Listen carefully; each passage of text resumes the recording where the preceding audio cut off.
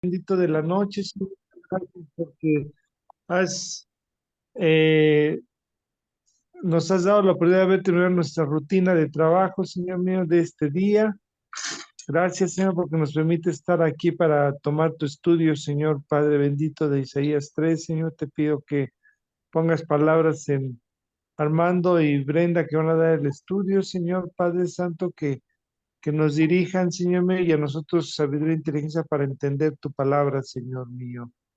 Gracias, Señor mío, te pido por cada uno de los que estamos aquí, por los que van a entrar, Señor mío, que nos bendigas y nos cuides, Señor Padre Santo, y que podamos alimentar el Espíritu, Padre, que nos has regalado, Señor mío.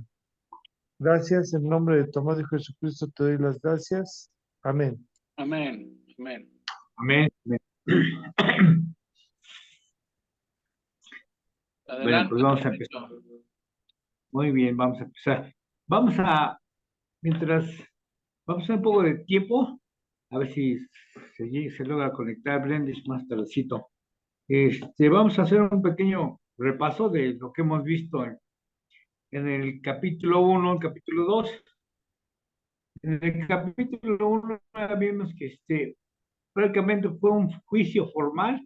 Dios, a través de Isaías, juzga a Israel y es acusado por sus pecados y pone como testigos a los cielos y la tierra. Y el juicio comienza con de- pues por la perversidad del pueblo, ¿no? El pueblo se había vuelto muy rebelde y, y vamos, se había alejado de Dios, le había dado la espalda y por consiguiente había caído en la idolatría. Y también sigue una acusación en contra de su hipocresía religiosa, ¿no?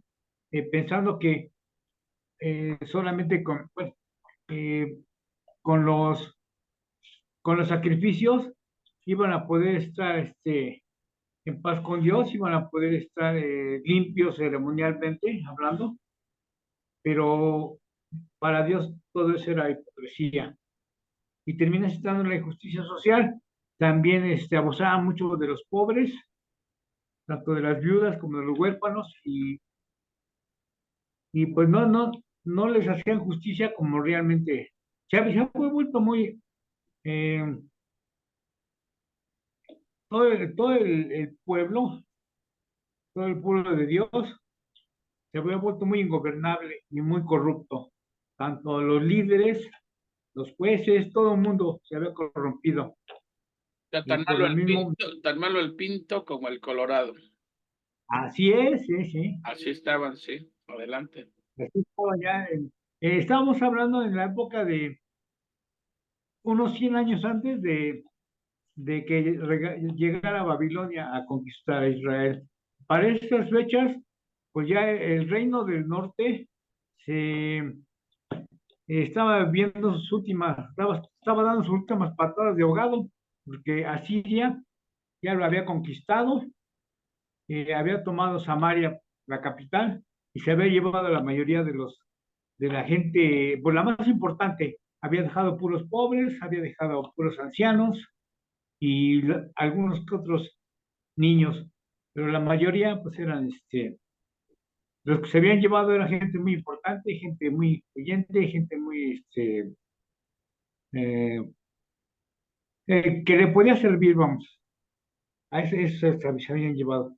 Y Isaías pues está previniendo por este medio de juzgar al pueblo, está previniendo o le está anunciando el desastre en el que pueden caer o en el que estaban cayendo por culpa de sus pecados. Pero también les da una, una solución, ¿no? Eh, les dice que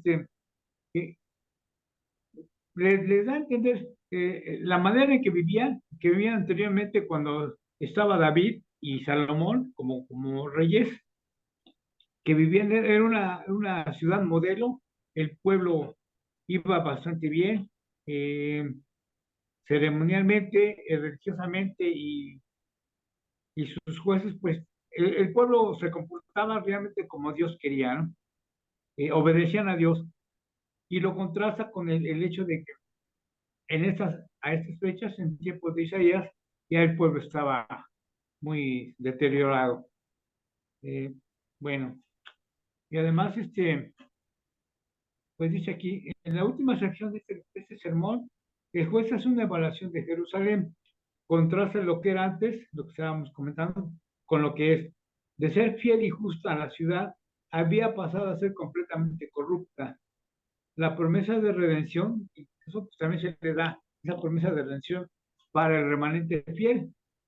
Dice, y también les da lo que sería el castigo en contra de los que persisten en la rebelión y en la idolatría.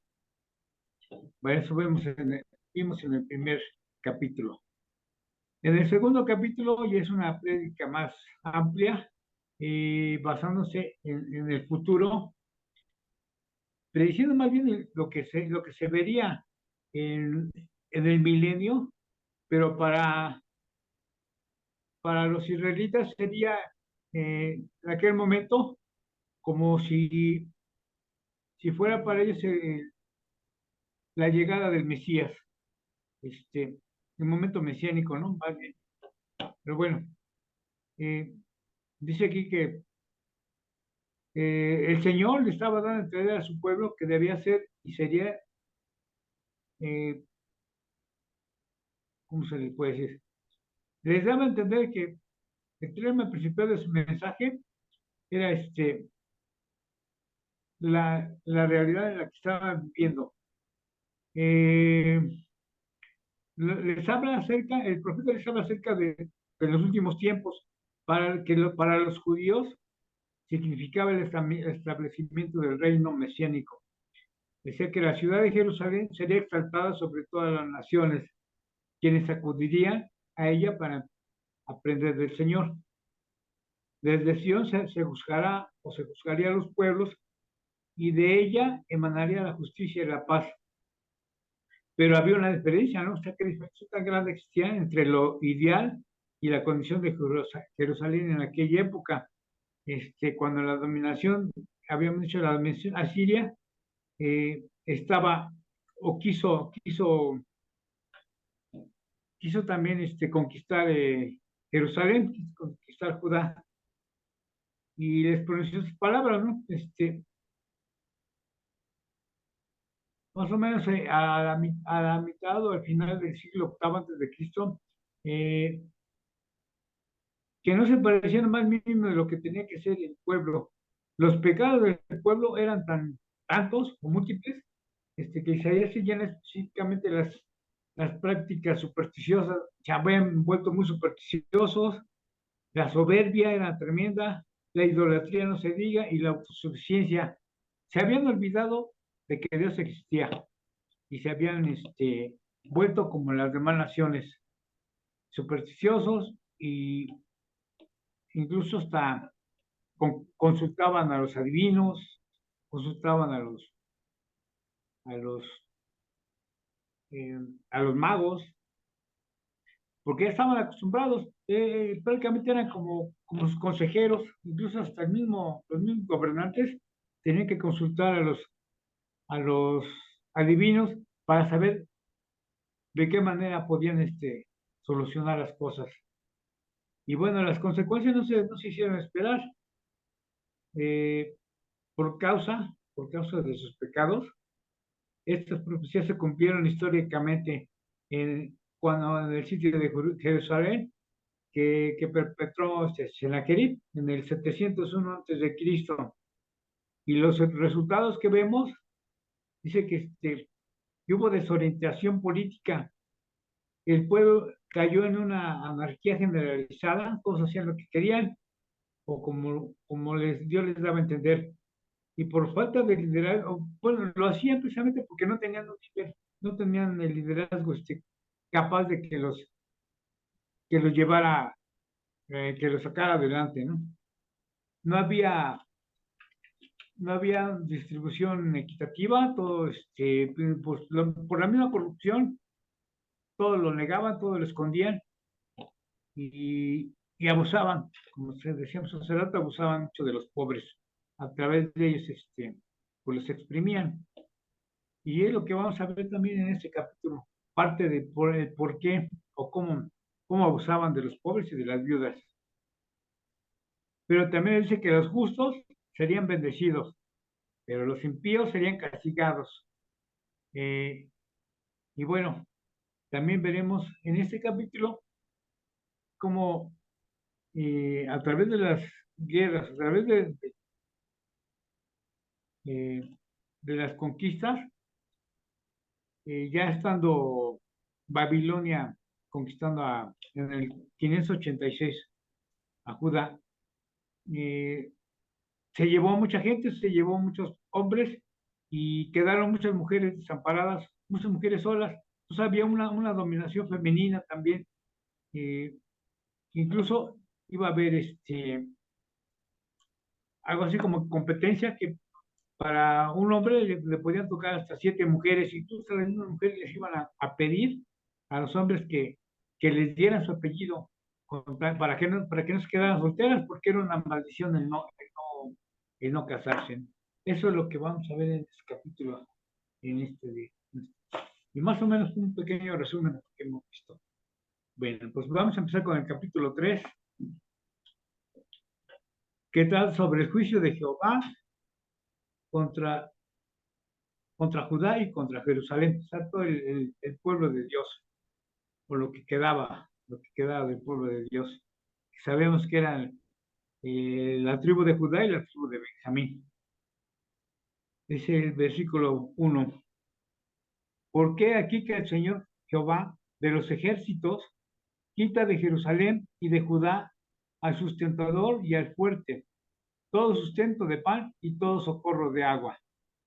Dice el versículo, dice, el valiente y el hombre de guerra, el juez y el profeta, el adivino y el anciano, el capitán de 50 y el hombre de respeto, el consejero, el artífice, excelente y el hábil orador.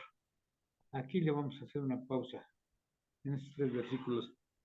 ¿Qué nos está diciendo aquí Isaías? Nuevamente vuelve a haber un juicio en contra de Judá, en contra de Israel.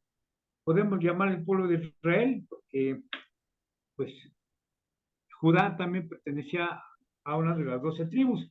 Sabemos que ya el reino del norte, pues ya se lo había llevado, se lo habían llevado en cautiverio los asirios, pero quedaba todavía eh, Judá y la tribu de Benjamín, pero se están consideradas como el pueblo de Israel. Bueno, habiendo firmado los términos generales, Isaías nos está dando a entender que el juicio vendría. Y se es aquí, da unos ejemplos de los pecados del pueblo. Nuevamente va a mencionar sus pecados. Si Dios quitaría de Judá cualquier vestigio de gobierno y lo reemplazaría por uno que no valdría la pena. Por su pecado, si Dios quitaría al pueblo todas las provisiones y personas con las que confiaba. Entre ellos, les iba a quitar el pan y el agua. Sabemos que si quitaba las lluvias, pues no iba a haber siembra. Y si no había siembra, no iba a haber trigo para el pan. Y si quitaba el agua, pues también se iban a morir de sed.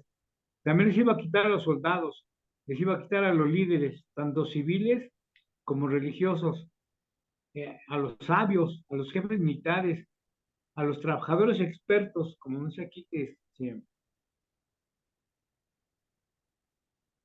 y también eh,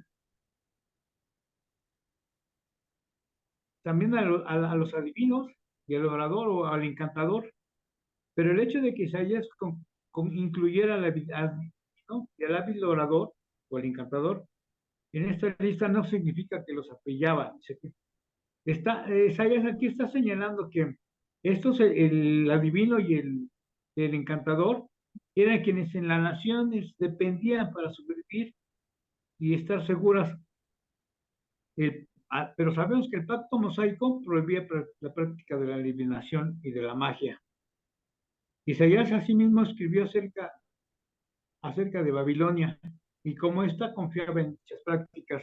Sabemos que ya Israel se había adoptado todas las malas mañas, toda la influencia de los pueblos que lo estaban, eh, que tenían a su alrededor, en los cuales lo estaban atacando por todos lados y estaban influyendo incluso hasta en sus prácticas diabólicas, prácticas, eh, todas supersticiones, vamos.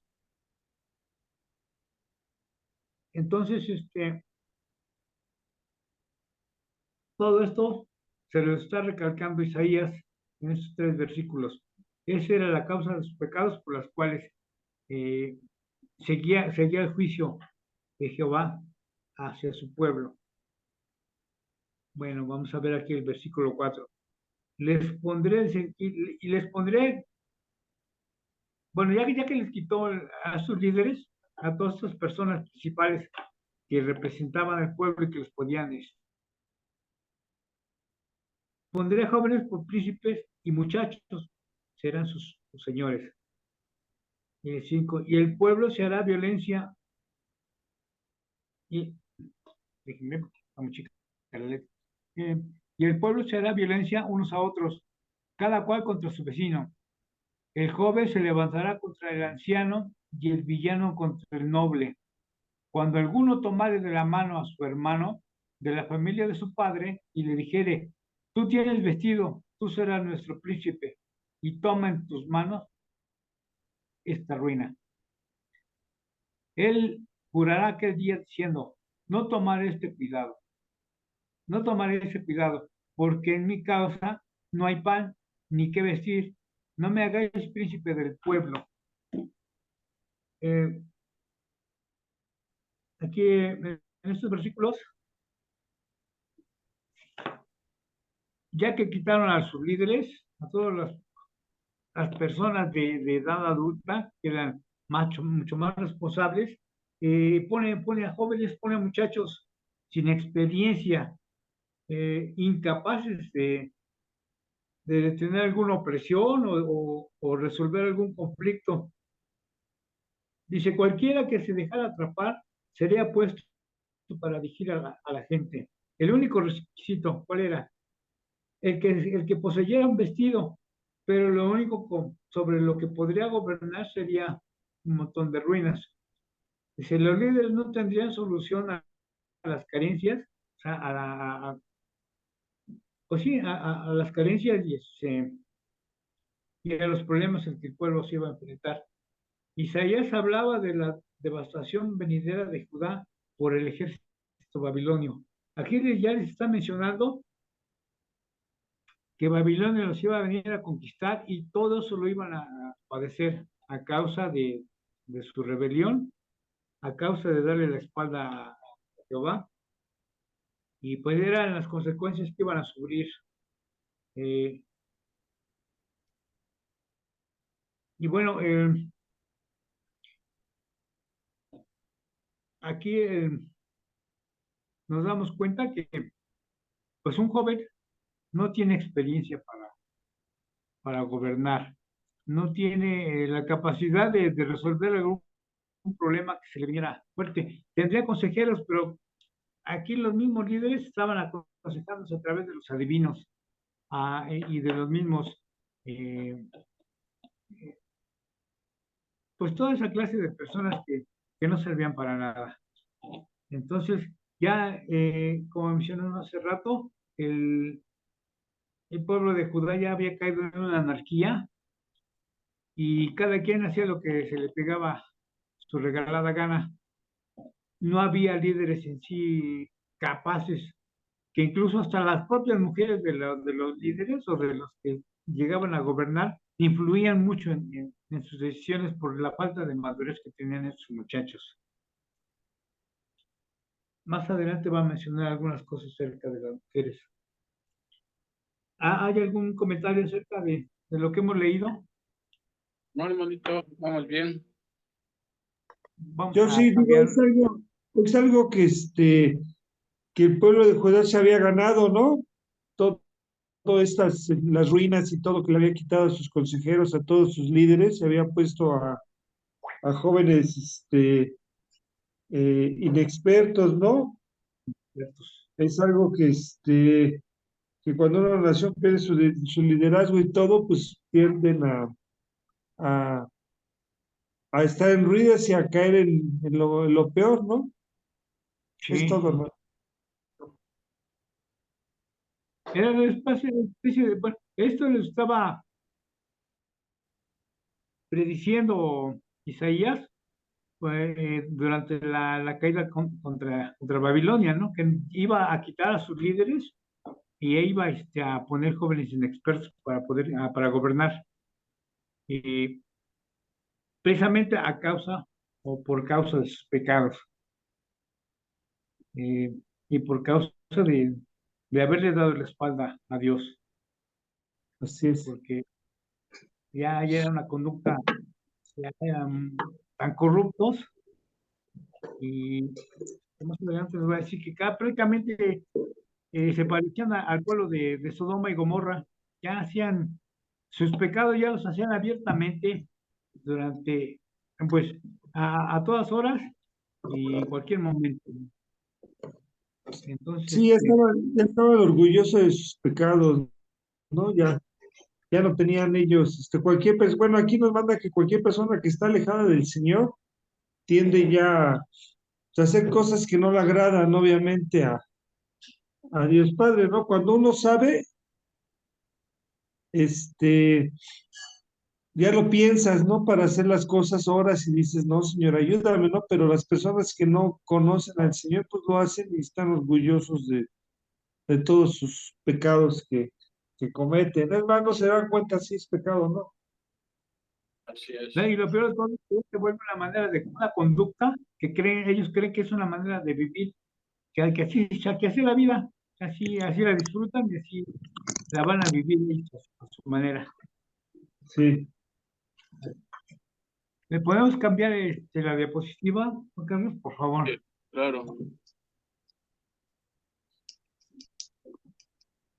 Vamos a ver.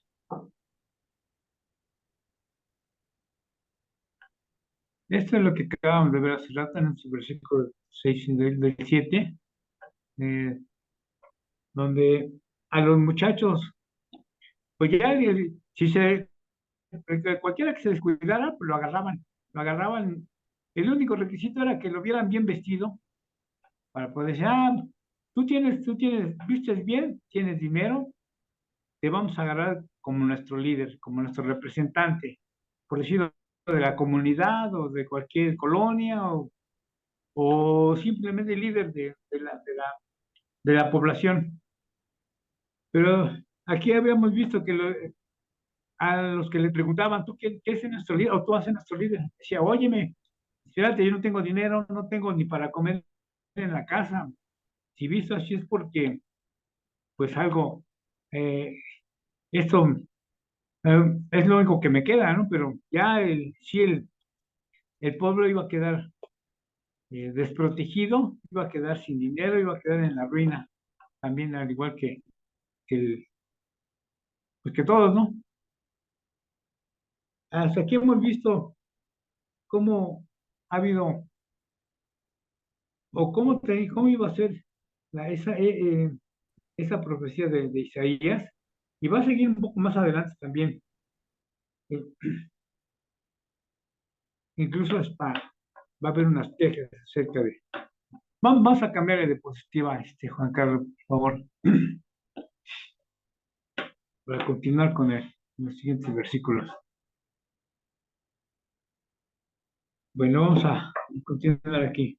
El versículo 8 nos dice, pues arruinado está Jerusalén y Judá ha caído, porque la lengua de ellos y sus obras han sido contra Jehová, para irritar los ojos de su majestad. La apariencia de sus rostros testifica contra ellos, porque como Sodoma publican su pecado, no lo disimulan. Ay del alma de ellos, porque amontonaron mal para sí. Estos versículos también están muy fuertes. Aquí en el 8 nos dice que la razón por la que vino la destrucción, o que iba a venir la destrucción hacia Judá, es todo lo que la nación había hecho. o más bien por causa de todo lo que había hecho y estaba haciendo en contra de Dios.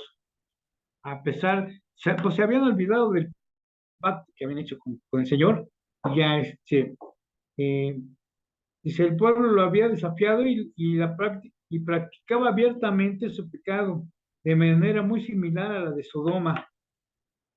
Y aquí vamos a ver, menciona aquí un versículo de Génesis 18:20, que lo vamos a leer rápido, y lo tengo. Génesis, mm,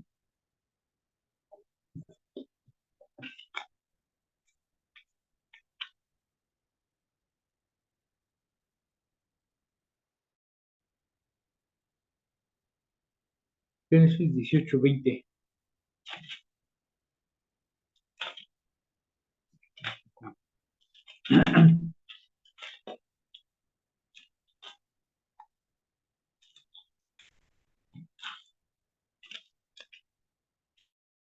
Dice aquí, entonces Jehová le dijo, por cuanto el clamor contra Sodoma y Gomorra se aumenta más y más, y el pecado de ellos se ha agravado en extremo, descenderé ahora y veré si han consumido su obra según el clamor que ha venido hasta mí, y si no, lo sabré. Bueno, este texto menciona aquí que para este entonces, en el tiempo de Isaías, ya mencionábamos hace rato que Judá abiertamente, ya aplicaban abiertamente a cualquier hora, no, hacían todo ya en un desorden, eh, la corrupción se veía a cada rato o en todos lados. Mm, no me quiero atrever a decir que los pecados sexuales eran abiertamente, pero bueno, con el hecho de que se comportara Sodoma, más de Sodoma, pues era, ya nos imaginamos todo lo que se podía hacer. Sí, y bueno, lo hacían tan abiertamente que para ellos ya era normal. Eh, y era el decir que eso era su modo de vida, ¿no? Pero también había que por lo tanto el mal vendría eh, a, a, a raíz de todo ese pecado como consecuencias, y se vendría el mal que les iba a caer, pues lo habían provocado ellos mismos. El ay aquí que se menciona es una intersección que comunica la aflicción o maltrato provocados por un desastre presente o futuro. Y vamos a ver, eh, esto,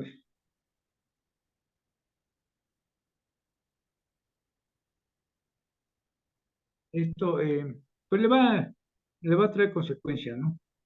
Y Isaías se los va a mencionar en este momento. Dice el versículo 10, decida al justo y le irá bien, porque comerá de los frutos de sus manos. Aquí está haciendo unas comparaciones, Isaías.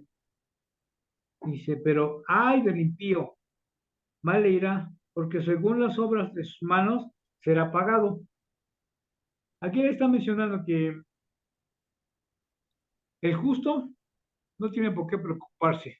O sea, porque Dios juzga y cuando juzga, pues lo hace de manera en la cual al justo le será recompensado. ¿Por qué? Por sus obras, por sus buenas obras. Pero el impío, al pecador, dice, le será pagado por sus actos. El juicio divino siempre es justo, dice aquí. La gente inicua con frecuencia cree que vivir en pecado es la manera correcta de salir adelante en la vida. Sin embargo, Isaías destacó que es mucho mejor para una persona vivir correctamente. Vamos a ver que los líderes, en lugar de, de orientar a la nación, de guiarla, la estaban echando a perder, la estaban llevando por caminos incorrectos y, y bueno, si no entiende se corrompe, hace que también caigan los demás. Entonces, ya iba a haber consecuencias para el pueblo en ese sentido. Dice el versículo 12. Entonces los opresores de mi pueblo son muchachos y mujeres se enseñarán, perdón, los opresores de mi pueblo son muchachos y mujeres se enseñorearán de él. Pueblo mío, los que te guían, te engañan y tuercen el curso de tus caminos. Era lo que estaban mencionando, que era por falta de experiencia, estos muchachos lo que hacían era, en lugar de guiar al pueblo, lo estaban echando a perder. Esos muchachos, o sea, la palabra muchachos se refiere a que son menores de edad, o a los adultos que también pues eran tan ingenuos como los jóvenes. La referencia de las mujeres puede significar que las esposas influían en sus esposos gobernantes o que les faltaba fuerza a los líderes varones. Para aquí es cierto esto, ¿no? Cuando en un matrimonio con una persona es débil o el varón es débil, sabemos que la mujer luego toma las riendas en la casa y después trata de que sus costumbres se hagan leyes.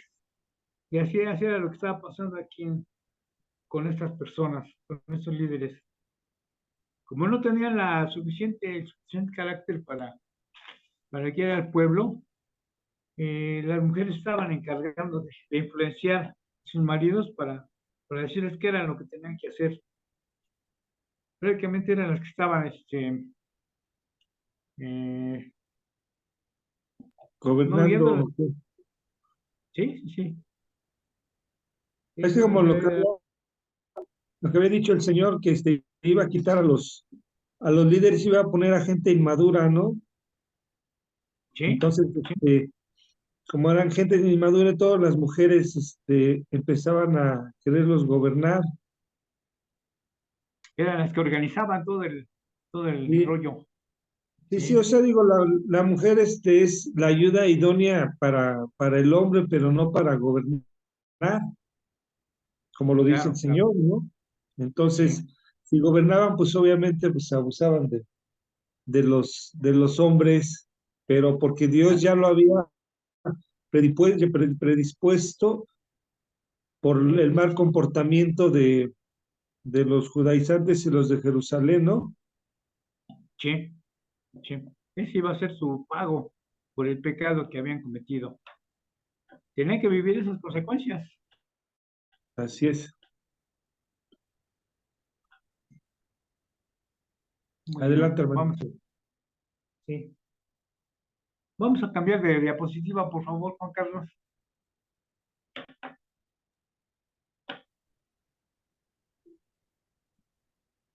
Vamos a ver aquí el versículo 13.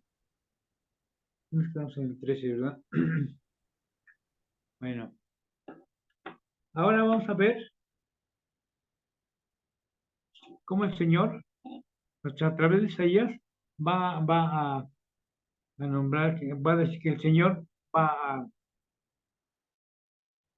nuevamente va a juzgar a su pueblo, va a tomar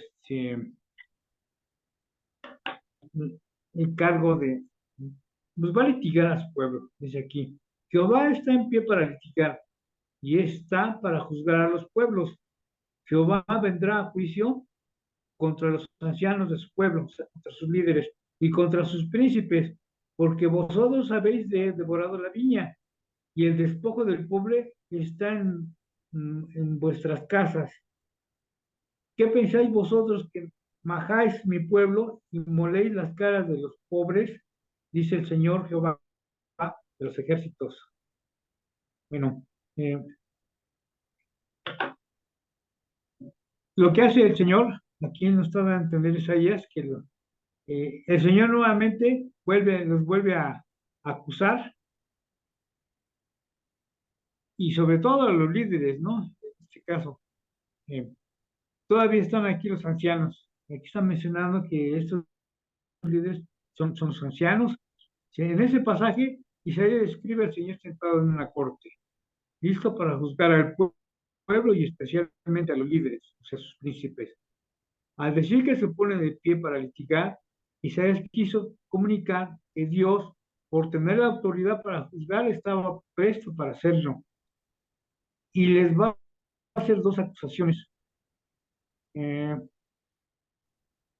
la primera, y bueno, esas acusaciones van contra los líderes. La primera, que había devorado la viña de Dios, o sea, al pueblo de Dios. Y pone como ejemplo que dice que los siervos deberían de cuidar deben de cuidar a la viña. Los líderes tenían que cuidar al pueblo, pero ellos lo habían arruinado, oprimiéndolos. La palabra majáis, bueno, quiere decir oprimirlos o despojándolos también. Dice, la segunda acusación era que habían abusado de los pobres, robándoles, o sea, quitándoles sus pertenencias, ¿no? Despojándoles de lo poco que tenían y moliéndoles sus caras. Esta es una violación de los mandatos prescritos en Deuteronomio, como el de no oprimir a otros, especialmente a las viudas y a los huérfanos. Eran de los que más abusaban. No se podían defender, eran de los que más abusaban. Les quitaban sus pertenencias y se hacían ricos a base de, a través de ellos. Vamos a ver, o vemos aquí que había un espíritu materialista y opresor y que era un síntoma del egocentrismo que vivían los líderes. Si en lugar de utilizar su posición de líderes como oportunidad para servir, la veían como un medio de enriquecerse a expensas de otros, que precisamente eran los pobres. O cualquier persona que se dejaba, lo agarraban de cliente y le quitaban sus cosas. Vámonos. Y bueno, aquí los está acusando Isaías, o más bien el Señor. ¿El por qué? ¿Por qué lo está, o le está diciendo que, para empezar, va contra sus líderes y les dice el por qué, por haber, abusado de los débiles. Y ahora vamos a ver cuál viene el juicio contra, pues prácticamente contra el pueblo, ¿no? Pero va a poner como ejemplo el comportamiento de y el orgullo de una mujer. Bueno, eso lo va a poner como ejemplo, ¿no? Pero aquí Isaías va a da a entender que así como se comportaba una mujer de orgullosa y de altanera en ese entonces, era sinónimo de que así se estaba comportando toda la nación. Dice aquí en el versículo 16. Asimismo dice Jehová, por cuanto las hijas de Sión se ensoberbecen y andan con el cuello erguido y con los ojos desvergonzados, cuando andan van, van danzando y haciendo son con los pies. Por tanto, el Señor raerá la cabeza de las hijas de Sión y Jehová descubrirá sus vergüenzas. ¿Qué nos están dando a entender aquí? Bueno, este ejemplo nos lo pone de la siguiente manera, ¿no? Dice que el orgullo en que vivía Judá se ilustra por medio de las mujeres de la alta sociedad de Jerusalén. Isaías contrastó la manera en que lucían antes con su aspecto y después de recibir el castigo de Dios. Dice, las mujeres altivas y acaudaladas de Jerusalén trataban de llamar la atención por la manera en que caminaban, con arrogancia y con el cuello erguido, pavoneándose con coquetería y pretendida elegancia, así como por la forma en que se vestían. Aquí cabe mencionar una, una frase que es muy conocida que dice que, como es antes muerta que sencilla, ¿no? Iban bien vestidas, bien pintadas, bien lujosas, con maquillaje posiblemente, y erguida, ¿no? Como menciona aquí, con el cuello alto, pero, pero con esto Isaías comunicaba el orgullo que manifestaba toda la nación. Eso nadie lo pone como ejemplo de la manera de cómo se enorgullecía una mujer acaudalada. Así era todo el pueblo. Ya, ya habían caído en el pecado del orgullo. Este, y bueno, se encontrarse con su orgullo, riqueza y belleza, esas mujeres tendrían una profunda aflicción, tendrían llagas dolorosas en la cabeza y padecerían de calvicie. Esto podría referirse a que tendrían que afeitar sus cabezas, quizá como señal de luto o por razones de salud a causa de las llagas. Por estar muy afligidas, no cuidarían su aspecto. Es una manera de dar a entender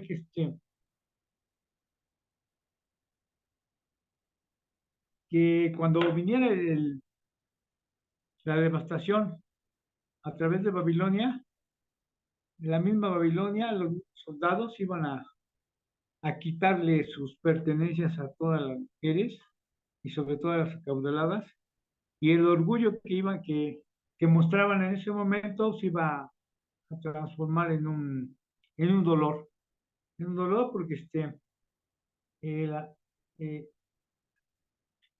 menciona más adelante que a través de la muerte de sus esposos, de sus hermanos y de sus familiares, a través de la conquista, el sinónimo de raparse era, bueno, el raparse significaba muchas veces el luto que vivían por la muerte de sus familiares. Y también iban a vestir de silicio, como ya hemos visto en otras ocasiones, que eso también significaba el luto. El silicio era una especie de tela de cabra oscura, que también que decir que estaban de luto. ¿Algún comentario? En este sentido no hay ningún comentario. Armandito, Sí, adelante. sí, mira, nada más un comentario que le estaba yo compartiendo a Auriel. No recuerdo, en el tiempo de los reyes hubo un rey que el papá era, pues un rey muy despiadado y además idólatra, y el abuelo de él, había procurado, había guardado las escrituras, ¿no? Para que fueran leídas, y el papá no lo hizo. Y mataron al papá y él subió como rey, pero era un rey muy joven. Nada más que no recuerdo el nombre de ese rey que quitó la idolatría y condicionó, ¿no? Que de ahora en adelante solamente iban a adorar a Jehová.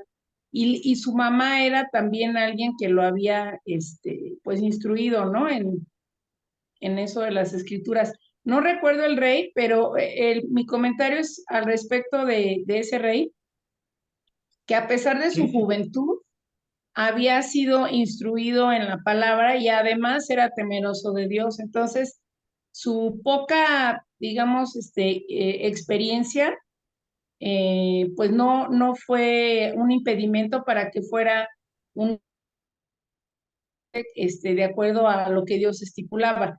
Y aquí vemos a gobernantes y a líderes que pues eran jóvenes, contrario, estaban muy alejados, y bueno, pues vemos que si la cabeza está mal, pues el resto del cuerpo está todavía desviado, ¿no? Entonces, pues no nada más de los hombres, sino que también las mujeres, como dices aquí, pues empiezan también a desviarse. Entonces, lo que le comentaba a Auriel es que este rey, a pesar de ser joven, su edad no fue impedimento porque estaba además, pues bendecido por Dios, ¿no? O sea, su gobierno iba a estar bendecido y prosperado por Dios, por él ser temeroso, ¿no? De él. Sí, Nada más, se nada más. Josías, está refiriendo a Josías. Dice aquí que Ah, Josías, cuando Josías sí, empezó a reinar, era de 8 años, pero en el tiempo de los reyes había muy buenos consejeros. Había, sí. eh, Ujú. había quien tomara las riendas en ese momento, o quien decidiera, eh, a pesar de la edad que tenía Josías, que era muy joven, un niño prácticamente. Eh, Aquí Isaías no se está refiriendo en la época de los reyes, sino eh, ya se refiere en un futuro, pero al que tú te refieres ese es el rey Josías.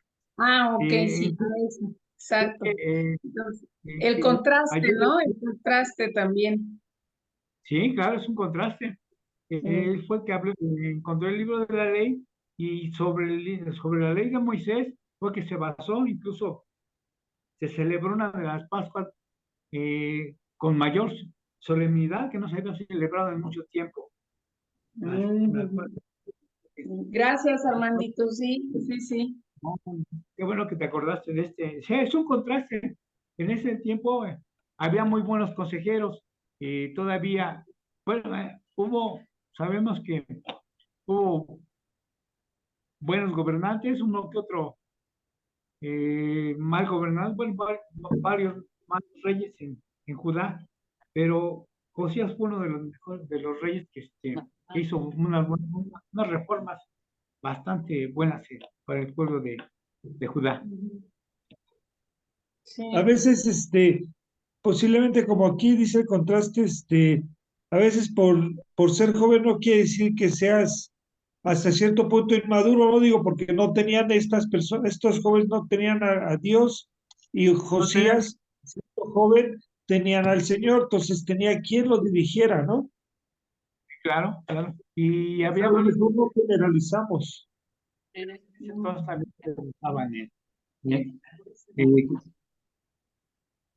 que se basaban ¿cómo se le? Adoraban a Dios, adoraban estaban, no le daban la espalda a Dios en ese momento. Entonces eran bendecidos por Dios. Exactamente. Muy bien. Vamos a continuar entonces. Vamos a leer el 18, del 18 al 23.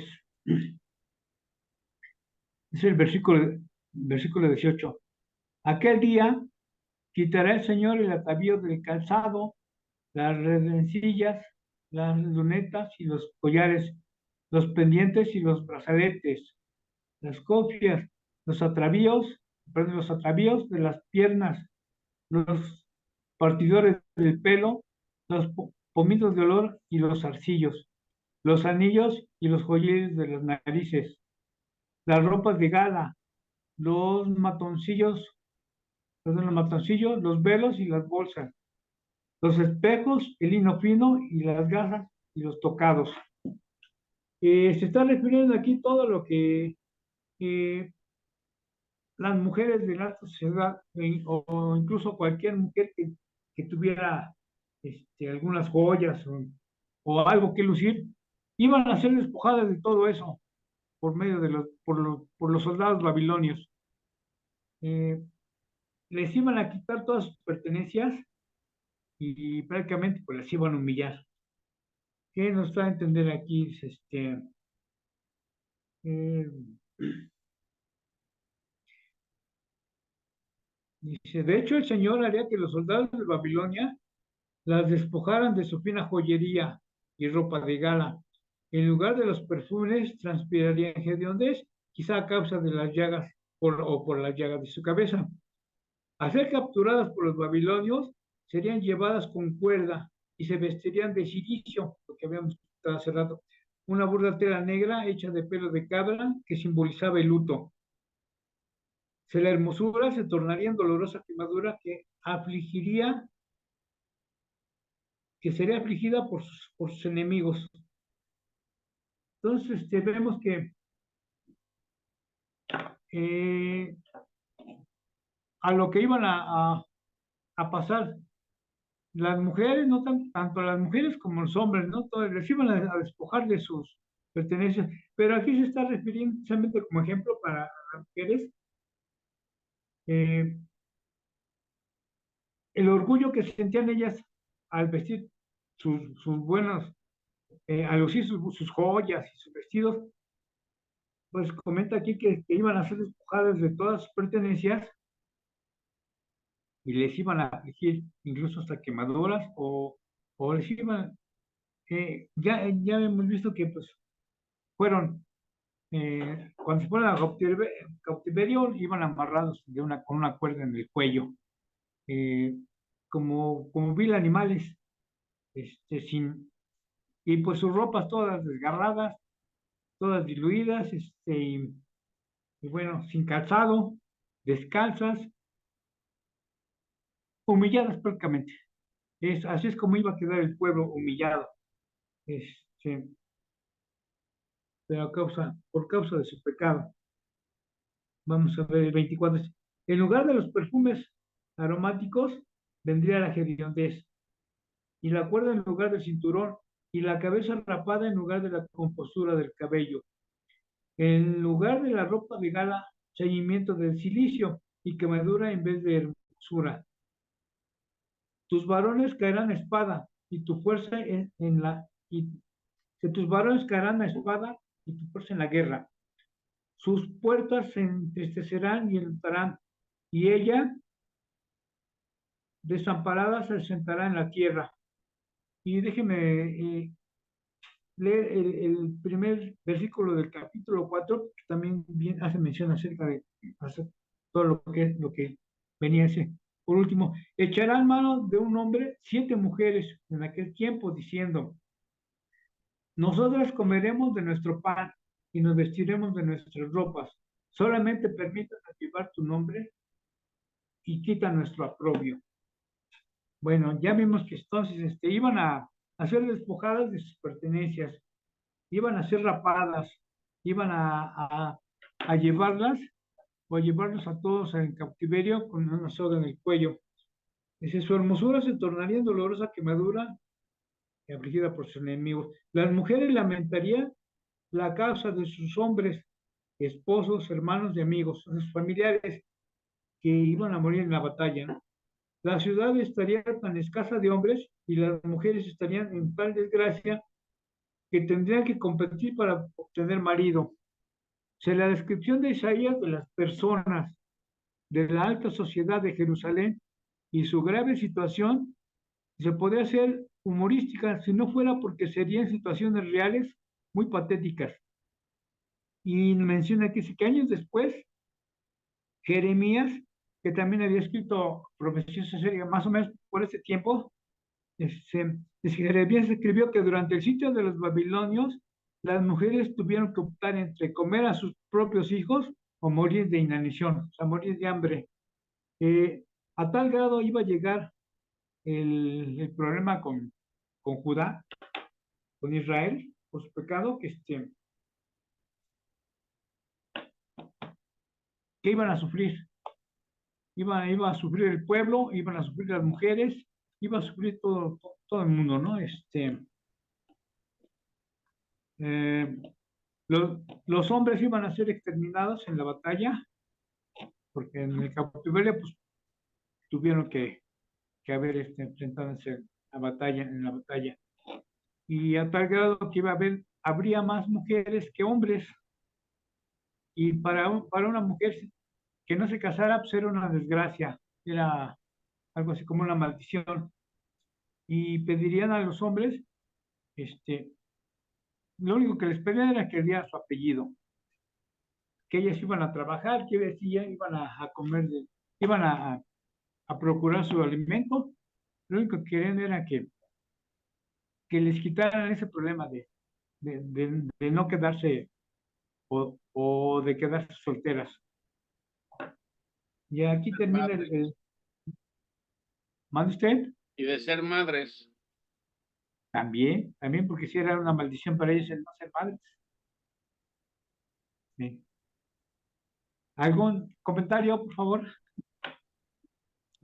Sí, era esa de las mujeres que llevaban, que eran que se vestían de muchos lujos y todo, oprimían a los pobres y y ahora después pues ya con la invasión de Babilonia y todo eso, pues ya fue al contrario, ¿no? Ya ellos empezaron a sentir lo que sentían los pobres, las empezaron a oprimir, a cortar el cabello, ¿no? Y era eso de cortarles el cabello pelón, las eran como si fueran prostitutas, ¿no? O sea, podían abusar de ellas sin ningún problema. ¿Sí? Sí, exacto. Pero ese es mi comentario. Sí, sí. Sí, así era pues prácticamente el pueblo de Babilonia, o el pueblo, o los soldados de Babilonia, pues eran tan tremendos, tan inhumanos, que humillaban al pueblo de la peor manera.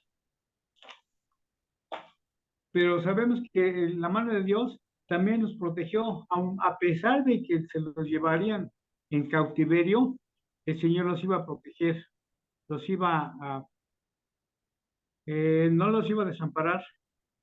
Y eso lo vimos porque pues durante el tiempo que estuvieron, en los 70 años que estuvieron en cautiverio, no desapareció el pueblo como desapareció el reino del norte, que se mezclaron con otros pueblos y perdieron su identidad.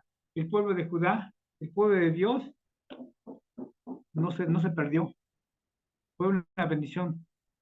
Y también lo vimos en el libro de Esther, que a pesar de que haber desobedecido, eh, de no llevar la ley como lo estipulaba el Señor, tampoco los desamparó, los protegió y todo el tiempo estuvo, los Con tenía en ellos. sus manos. Sí, ¿Sí? los protegió, los perdonó, pero les dejó las consecuencias, ¿no?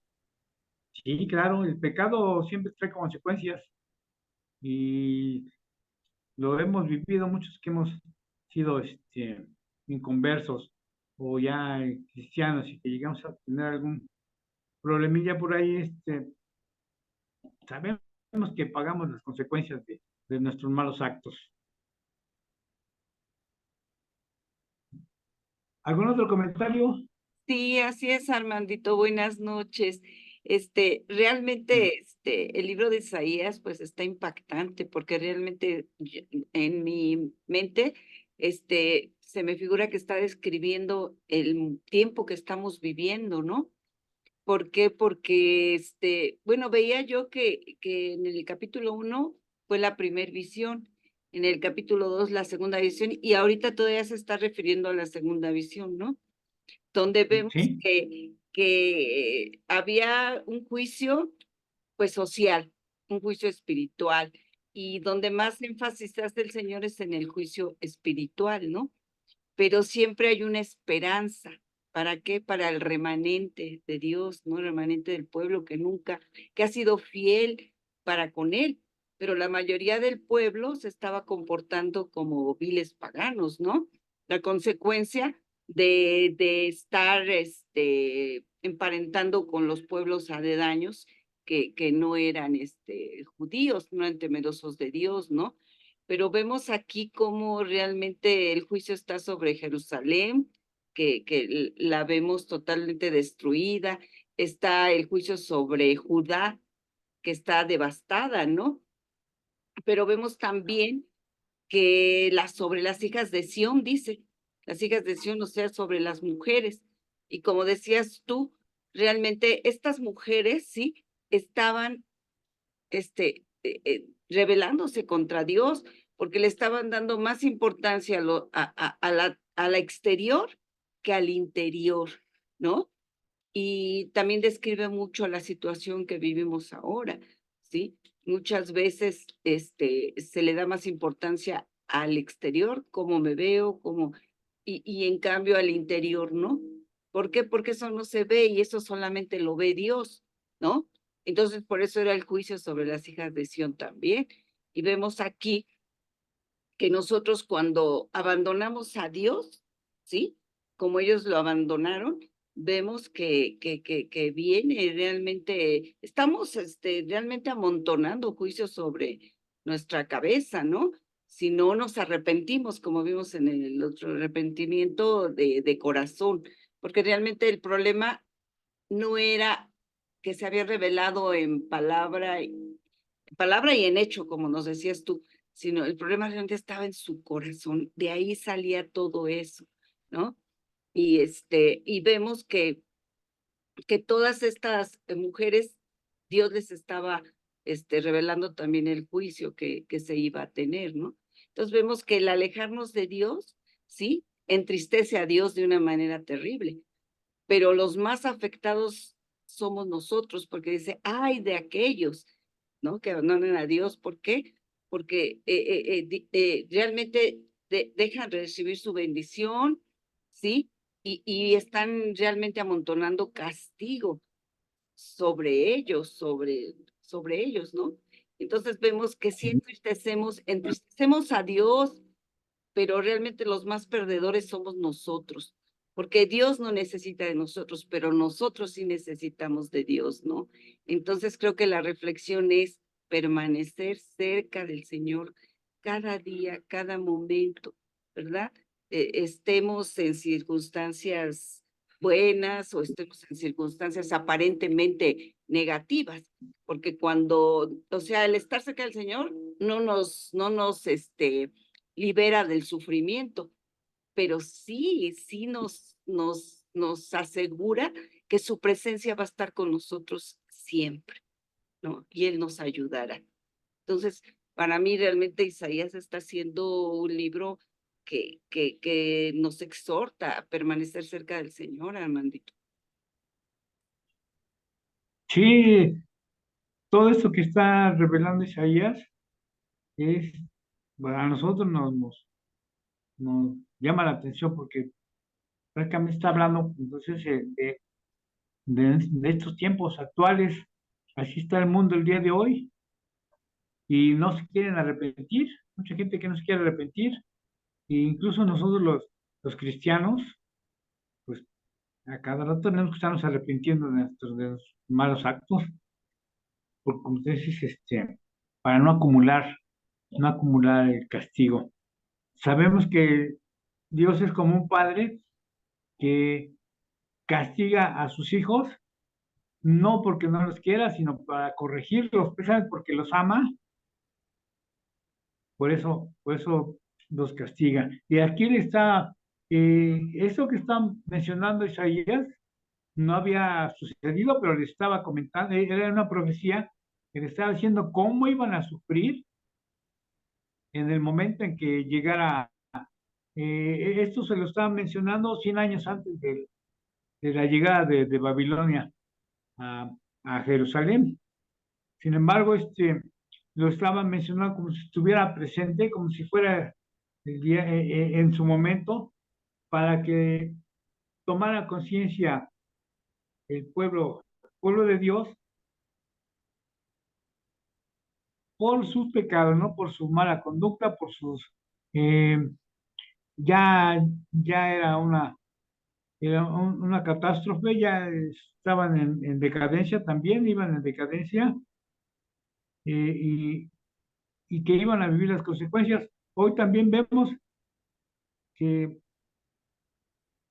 las consecuencias que se van a vivir en el milenio, bueno, nosotros no vamos a llegar al milenio, pero todo lo que estamos viendo viene para un futuro también, en un futuro pues no muy lejano, todo lo que se va a vivir en el, en la tribulación. Y Bueno, bueno, esto se... en el milenio sí vamos a estar, Armandito, ¿cómo no? En la tribulación no, pero en el milenio sí venimos con Cristo. Bueno, perdón, sí, en la Apocalipsis. tribulación, exactamente.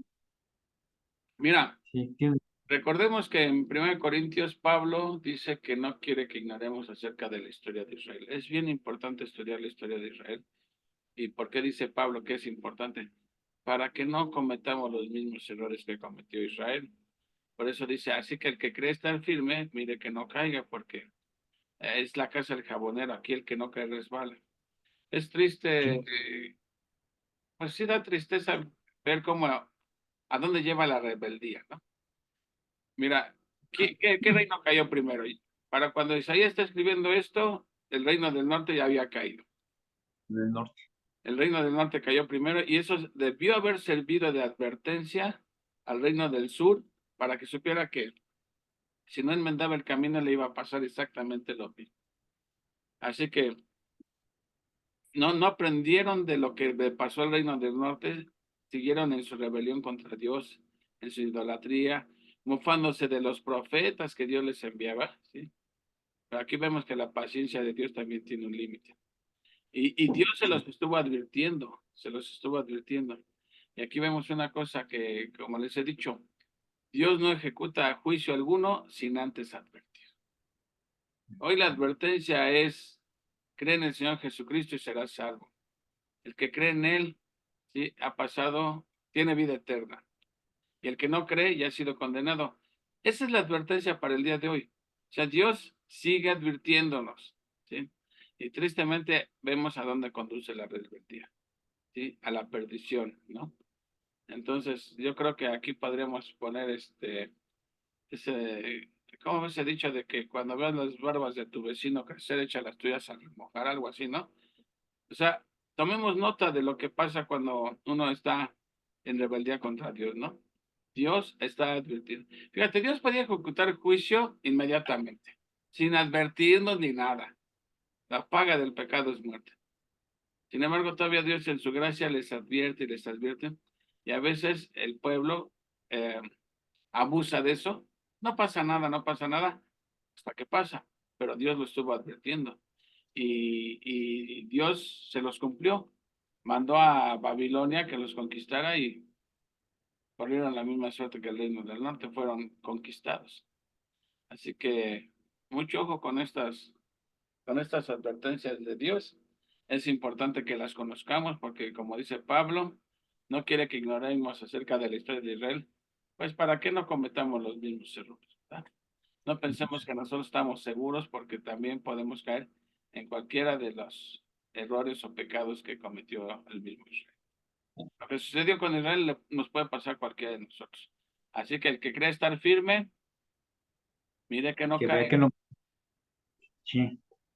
Bueno, ese es mi comentario. Déjenme leerles acerca del último que mencionamos, del primer versículo del capítulo 4, que dice que echarán mano de un hombre 7 mujeres en aquel tiempo, diciendo, nosotros comeremos de nuestro pan y nos vestiremos de nuestra ropa. Solamente permítanos llevar un nombre y quita nuestro aprobio. Lo comentaba aquí porque 3 años después, Jeremías escribió que durante el sitio de los babilonios, las mujeres tuvieron que optar por comer a sus propios hijos o morir de inanición. Estaba checando aquí en Jeremías 19:9 que viene, estas profecías de Jeremías vienen a la par con las profecías de Isaías. Y dice aquí, en el 19:9, les haré comer la carne de sus hijos y la carne de sus hijas, y cada uno comerá la carne de su amigo, en el asedio y en el apuro, con que los echarán sus enemigos y los que buscan sus vidas. Me hablan de nosotros. Y a todo lo que iba a llegar el pueblo, cuando, y eso sí, sucedió cuando los sitiaron, creo que fueron como 3 meses antes de conquistar, de entrar a Jerusalén. Lo primero que hicieron fue sitiarlos para que se quedaran sin alimentos y sin agua. Y lo vimos, efectivamente se comían a sus propios hijos. Sí, Dios se los advirtió, iban a caer en el canibalismo. El canibalismo, sí. Sí. Está fuerte.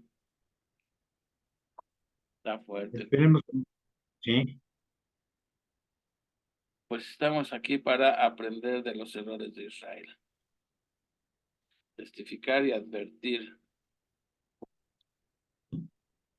Sí. Bueno, pues Esto que está triste para el pueblo de Israel, pero es, es de mucha enseñanza para nosotros, ¿no? Para no caer, como tú mencionabas, no caer en esos errores. sí, porque nadie está exento, nadie está exento. Exactamente. Les voy a poner un ejemplo. Cuando yo dejé de beber la primera vez, cuando entré a Alcohólicos Anónimos y empecé a, acumular años, por decirlo así, decía, no, yo no voy a volver a beber. El día que yo vuelvo a beber, me pego un tiro, o me meto, o me aviento al metro. Quizás me ganó la autosuficiencia, el autoengaño, el orgullo, que cuando veía a un borracho, eh, no le decía nada, ¿no? Pero me daba asco. Y la mamá de mis hijos, esta López, en aquel entonces, que llegaba así, oye, pues sí, yo no, nunca te vi borracho, nunca vi visto alcoholismo, pero de todo lo que me llegaste a contar, lo que viviste, te das cuenta que padeciste lo mismo que ellos están padeciendo y ahora tú los rechazas, ahora tú no les das la mano. Bueno, en pocas palabras, caían en el autoengaño, en la autosuficiencia y tarde que temprano volví a tener lo mismo, volví a recaer en el alcohol y creo que estuvo hasta peor que a las personas que criticaba como borrachos. Por eso, eso me sirvió de experiencia. Y cuando llegué a reflexionar en la manera en que estaba, lo que dicen los alcohólicos, el tocar fondo, dije, ¿cómo es posible que llegué a tal grado? Pues sí, tuve que llegar a ese grado de estar tirado en Garibaldi, sin zapatos, sin corbata, bueno, la camisa sí la llevaba, también, pero sin calcetines y sin un quinto.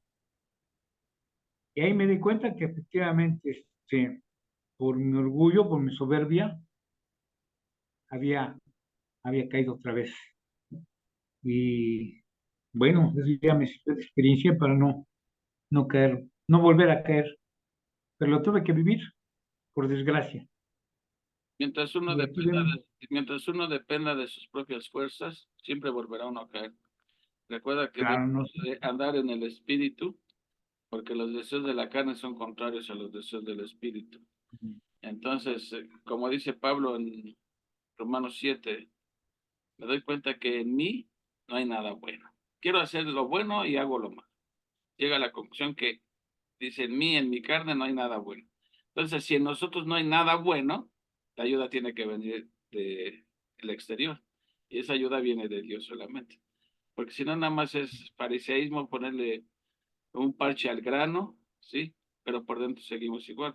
Entonces, el cambio viene verdaderamente por medio de Cristo, ¿no? De ¿qué? dentro a afuera. Así es.